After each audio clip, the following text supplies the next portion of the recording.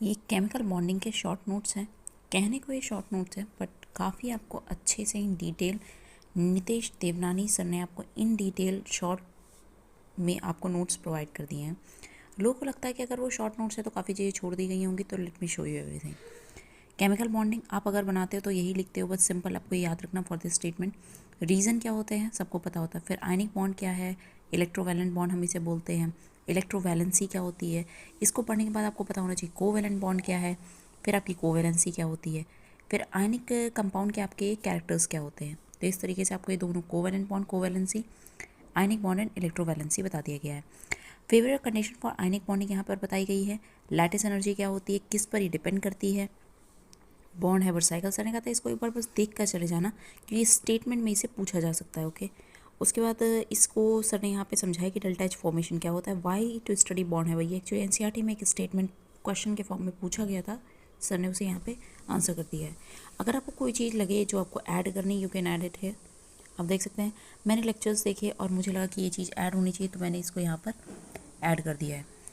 और लेक्चर भी मैंने नितेश देवनानी सर के देखे, वो केमिस्ट्री कैप्सूल पढ़ा है शायद 2022 का, काफ़ी पुराना, बट हर चीज़ उसमें इन डिटेल है, तो मुझे तो वो मैं वही प्रेफर करती हूँ।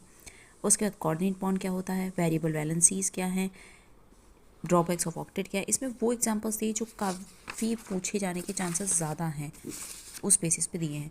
फिर आपको बॉन्ड पैरामीटर में बॉन्ड ऑर्डर क्या होता है, बॉन्ड लेंथ क्या होता है, किस पे डिपेंड करता है, बॉन्ड एनर्जी क्या होता है, ये उसका डिपेंडेंसी बताई गई है। ये कुछ फेमस आपके बॉन्ड एनर्जी के ऑर्डर्स दिए गए हैं जो आप याद कर लें ज़्यादा बेहतर है। बॉन्ड एंगल आपको हाइब्रिडाइजेशन से आप निकाल सकते हो। फिर यहाँ पे ओवरलैपिंग का कॉन्सेप्ट यहाँ पर दिया गया, what is positive overlapping, negative overlapping, zero overlapping. फिर आपको दो यहाँ पर पॉइंट्स दिए कि ओवरलैपिंग कैसे डिपेंड करती है।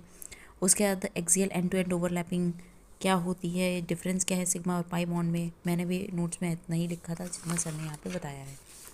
नेक्स्ट आपका आता है यहाँ पे what is bond angle, factors affecting hybridisation, कैसे कैलकुलेट करना। मैंने दूसरी तरीके से कैलकुलेट किया, जैसे आपने करा वहाँ पे आप नोट भी कर सकते हो। कैसे सेंट्रल एटम फाइंड करना है, पोलर क्या होता है, ये सारा इन शॉर्ट एक्चुअली ये मुझे काफ़ी हेल्प करा इन रिविजन। इतना ही मुझे चाहिए होता था और वो सर ने यहाँ पे प्रोवाइड कर दिया, अलॉन्ग विद द एंगल्स भी यहाँ पर गिवन होते हैं। डायपोल मूवमेंट, कुछ इंपॉर्टेंट आपके ऑर्डर्स हो गए, फजान रूल, चार्ज, ड्रॉबैक्स क्या है। एक्चुअली ड्रॉबैक पे एक स्टेटमेंट आया था तो वहाँ से मुझे काफ़ी हेल्प मिल जाती है। और last but not the least आपको यहाँ पर पूरा एमओटी मिल जाती है, exception along with the exception as you can see. इसमें मुझे कुछ बोलने की ज़रूरत नहीं, ये सेल्फ सफिशिएंट नोट्स है। अगर आपको चैप्टर एक गो थ्रू करना है एट वंस, उसके लिए सेल्फ सफिशिएंट है। नितेश देवनानी सर ने ये नोट्स प्रोवाइड करें, मेरे नहीं है तो ऑब्वियसली अच्छे होंगे।